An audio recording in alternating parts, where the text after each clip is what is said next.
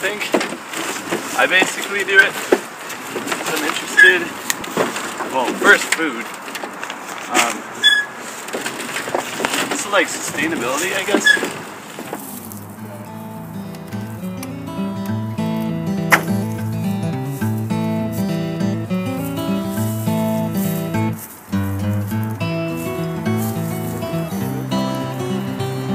As long as we get that dried leaves. And there's the sawdust down. Weren't these full? Like when we stopped last fall? Yeah, they were. I didn't take anything out. Did you take anything out?